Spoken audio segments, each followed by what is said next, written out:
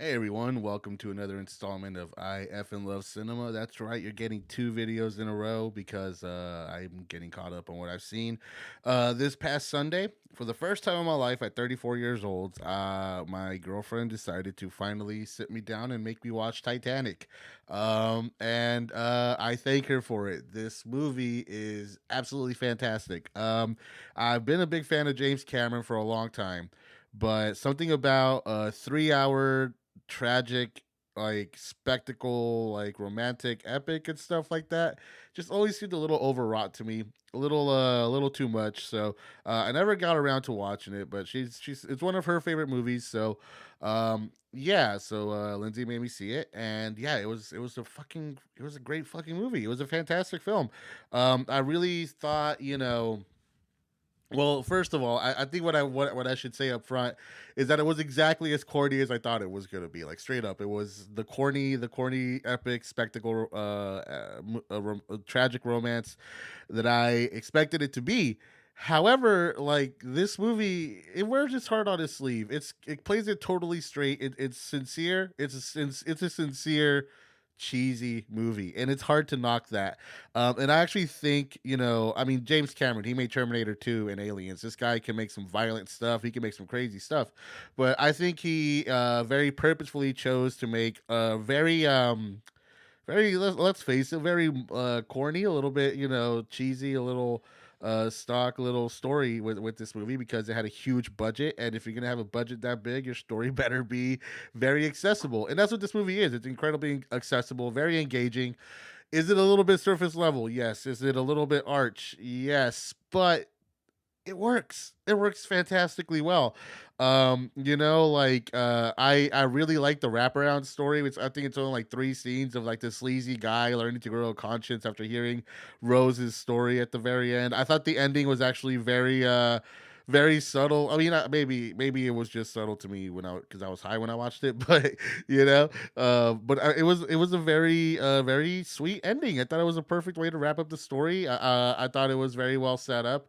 I think above all else, the love story got me.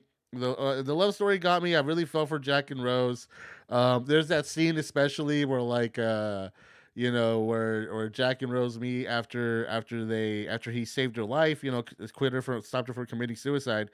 And then she's all flustered, very obviously flustered, which was very adorable, very cute. But another thing that I kind of want to say here, like we live. If you guys don't know, I would do another video series called "These People Hate Cinema," in which I tackle a lot of toxic fan channels and stuff like Nerdrotic, Critical Drinker, Geeks and Gamers, That Star Wars Girl, Midnight's Edge, Clownfish TV, all this bullcrap. And one thing, especially like the Mahler side of the more pedantic side of this, like Mahler and Critical Drinker, is that they always like to harp on Mary Sue's and Gary Stu's, right? And those are just kind of like really snarky, snarky names for characters that essentially have no flaws, right? And the thing is that there's been a lot of Mary Sue's and Gary Stu's in a lot of great movies. These guys, again, well, I'm sorry. I'm starting to have my what's the word I'm looking for here? I'm starting to take on that these people hate cinema persona right now, and I'm trying not to do that.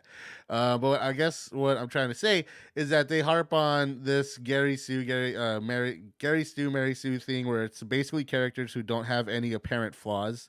They kind of always treat it like it's this objectively wrong flaw in every movie, but no, like Jack Rose or Jack Dawson in this movie, Jack Don, whatever, the Jack guy, Leonardo DiCaprio. I think he's a total Gary Stu. This is a man that has no flaws. I think when women think like like that perfect, like sleazy, like romance novel type of like character, it's basically Jack.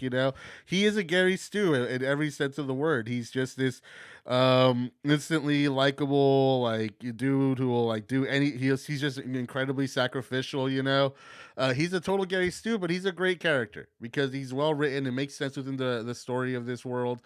And it really kind of like, and also another thing to remember too is that we're seeing this movie through Rose's point of view. So after all this time, of course, she has like the super idealized view of him. So No, but then again, like we see him outside of her perspective at the very beginning. Okay, I don't know. Maybe I'm getting too technical here. What I'm trying to say is he's a great character, and Rose is a great character. Also, yeah, I think another thing too that I really want to emphasize with this movie is that I really appreciated that this movie will both manage to be very respectful to the tragedy of Titanic and to all the lives that were lost and all the sort of sadness that came with it, and that came with something that was that horrific. That ship sinking in the middle of the sea after it hit an iceberg. It killed a lot of families. It killed a lot of good, innocent people, hardworking people. And I was really surprised by how this movie managed to both be a spectacle with some really like incredible visuals and some very awesome set pieces and action scenes, while also never feeling like it's really taking advantage of the situation. I think the added touch of having the musicians who play as the Titanic goes down like really added a lot of poetry to the tragedy of it all. Like without that, it would have been way too hard to watch. That's another thing too that I really liked about this movie is that it knew when to go, it knew how to play its cards right. It knew when to go really tragic, it knew when to go really sweet, and knew when to be comedic. Yeah, and it really used the best of its cast. Overall, I really enjoyed this one. I don't think I need to recommend it. I think I'm one of the few people my age who haven't seen that movie, and I'm glad that I did. Also, like it's a pretty good warm up for the next James Cameron 3 hour epic that's coming out later this year. Pretty excited for Avatar 2: The Way of Water. So yeah, that's going to be all for today's videos. I've been Ed. You've been awesome. Have yourselves a great evening or afternoon or morning, or just have yourself a good whatever time it is. Have yourself a good time. Do that for me, yeah? All right. Till next time. Peace.